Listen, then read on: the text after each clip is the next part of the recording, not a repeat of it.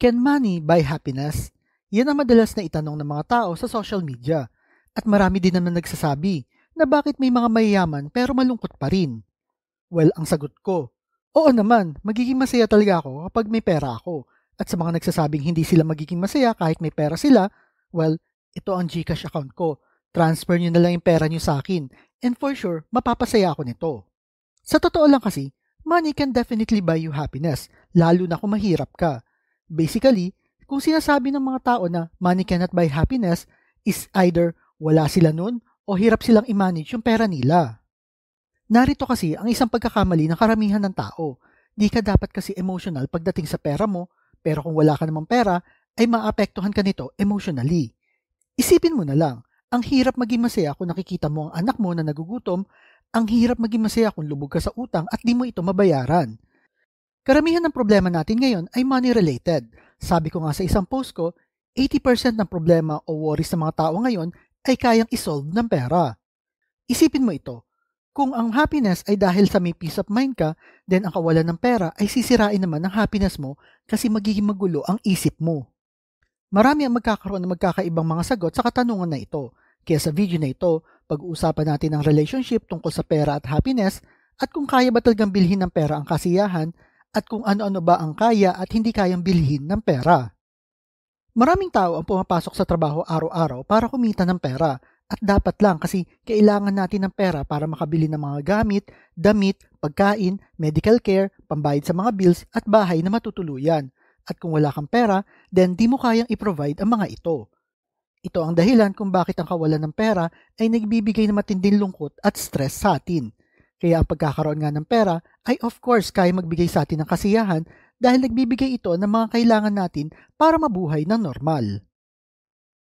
So, bakit nga ba marami naman tao na maraming pera pero di pa rin masaya? Dito papasok ang hedonic adaptation.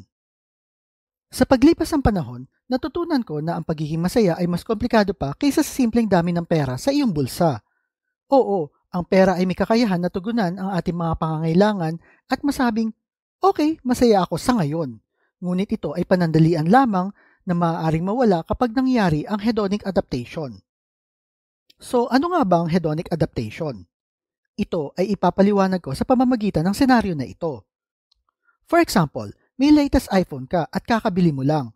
Syempre, sobrang saya mo. Pero habang lumilipas ang panahon, ay nagiging normal na lang ito para sa'yo yung pagkakaroon mo ng iPhone. At naghahangad ka uli na magkaroon ng latest model nito kasi feeling mo ay nakakapagpasaya ito sa'yo. At kapag lumabas uli ang bagong model ng iPhone, ay bibili ka uli nito kasi feeling mo ay magiging masaya ka sa bagay na ito. Tulad din ito ng pera. Kung ikaw ay kumikita ng 50,000 pesos per month, syempre masaya ka sa sweldo mo.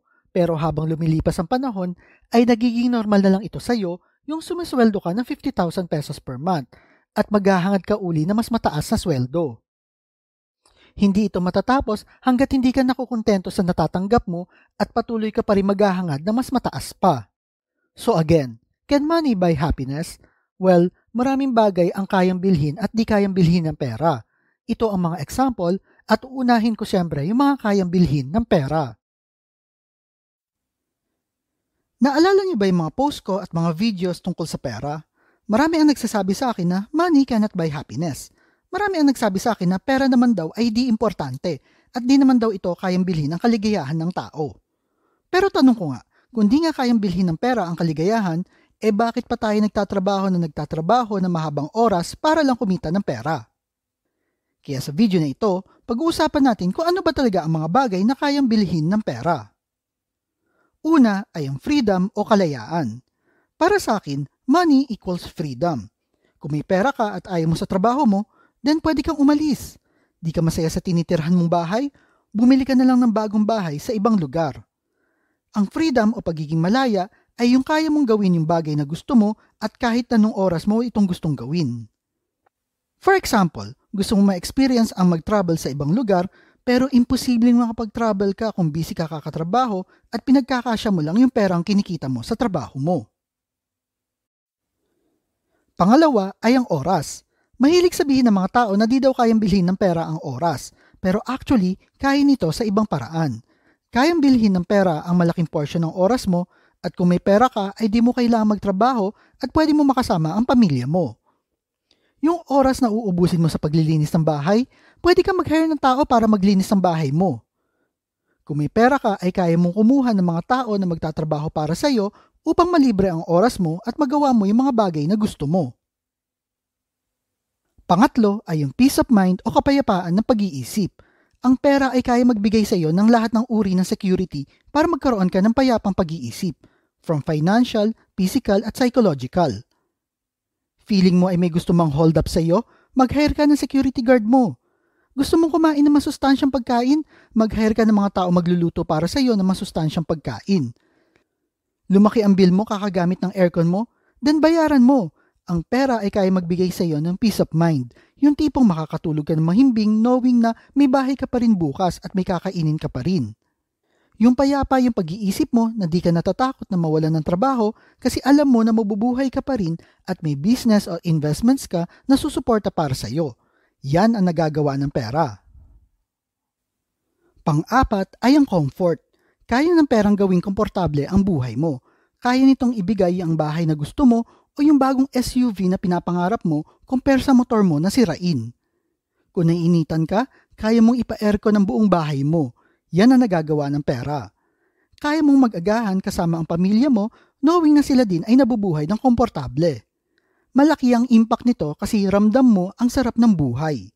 Sabi nga, minsan ka lang mabuhay, bakit di mo pasarapan?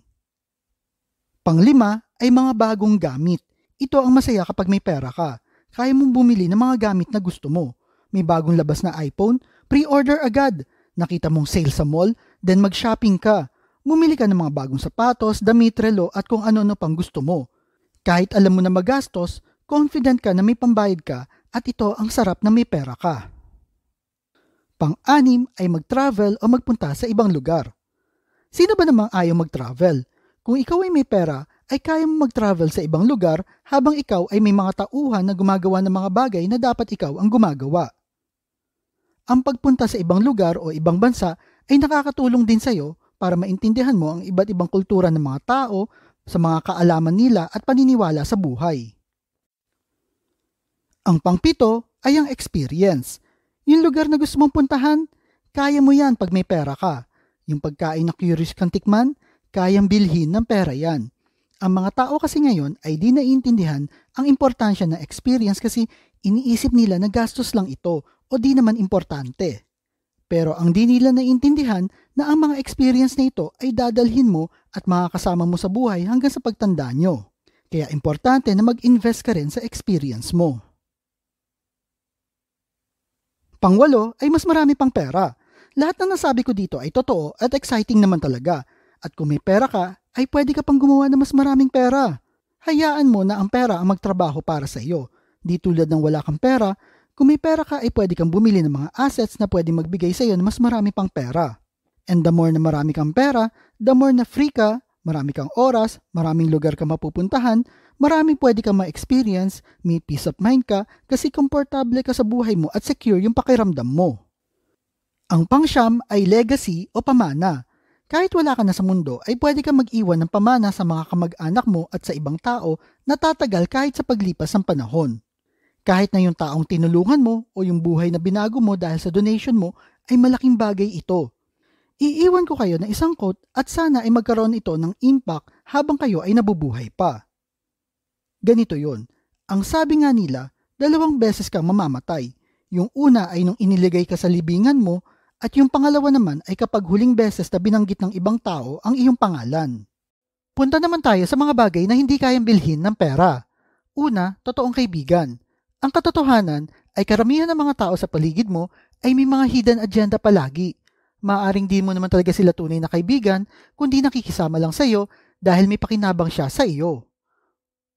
O dahil sa nabibiyayaan mo siya ng pera at kapag wala ka nang maibigay ay di mo na siya mahagilap. Sa totoo lang, ang hirap talaga magkaroon ng tunay na kaibigan. Tandaan mo na ang tunay na kaibigan ay hindi lamang nandyan sa oras ng tagumpay at kaligayahan, kundi pati na rin sa oras ng hirap at lungkot. Palagi ko nga sinasabi na mas okay na may 1 o 2 kang matatawag na kaibigan kaysa naman sa may 100 kang peking kaibigan na nandyan lang kapag may kailangan sa'yo. Ang pangalawa, oras kasama ng mga yumaong mahal natin sa buhay. Nakakapagtaka na sa mga list na nakita ko sa internet ay hindi napasama ito. Kahit gaano ka pa kayaman o kahit gaano pa kayaman ng isang tao, ay hindi nila kayang dagdagan ng oras sa mga taong namayapa na para makasama sila uli. Ang oras ay hindi maibabalik, kaya't mahalaga na pahalagan natin ang bawat sandali na kasama natin ang ating mga mahal sa buhay habang sila ay nandito pa. Dapat tayo magpasalamat sa mga magulang natin sa pagmamahal at sakripisyo na binigay nila para sa atin. Hindi man natin kayang dagdagan ng mga oras sa mga minamahal natin na wala na, ngunit sa pamamagitan ng pagpapakita ng pagmamahal at pagpapasalamat sa mga taong kasama natin ngayon, nagbibigay tayo ng halaga sa bawat saglit at pagpapahalaga natin sa mga tao na nasa ating paligid. Ang pangatlo, ang purpose mo sa buhay. Ang purpose mo sa buhay ay isang personal at malalim na konsepto na hindi kayang bilhin o tumbasan ng pera. Ito ay nagmumula sa loob ng bawat isa at naglalaman ng mga pangarap, halaga at paniniwala na nagbibigay kahulugan sa ating existence sa mundong ito.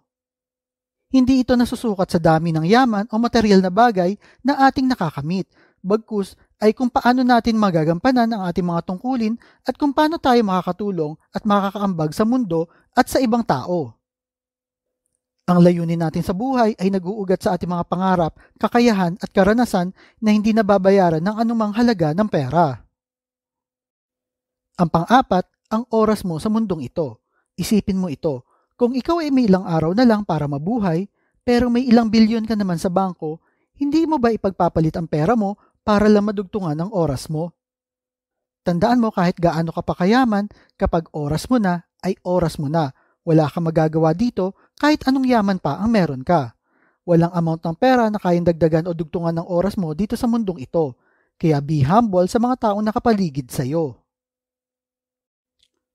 Ang panglima, tunay na pag-ibig. Sure, kapag marami kang pera, ay maraming chika babes ang magkakandarapang pumunta sa iyo. Ngunit iba ang true love. Ito ay para sa mga magulang o asawa na handang gawin ang lahat ng walang kapalit. Nandyan sila para sa iyo dahil mahal ka nila at hindi dahil sa may pera ka. Kaya isipin mo nga yung mga foreigner na nasa Pinas na naghirap matapos silang gawing ATM at iwan ng kanilang mga asawa o jowa. Akala nila true love yun until maubos yung pera nila at doon lang nila ma-realize na pera lang pala ang mahal ng jowa nila. So ayan, I hope na paliwanag ko na maayos sa inyo yung idea tungkol sa mga bagay na kaya at hindi kayang bilhin ng pera at kung ang pagkakaroon nga ba ng maraming pera ay makakapagpasaya sa iyo. Ikaw ba, ano sa tingin mo ang mga bagay na kaya o hindi kayang bilhin ng pera? May nakalimutan pa ba ako sa list na ito? Type nyo naman sa comment section below. At kung mahilig kayo sa mga video tungkol sa pera, motivation na business, like and share nyo lang ang video na ito at kita-kita po ulit tayo sa mga susunod na video.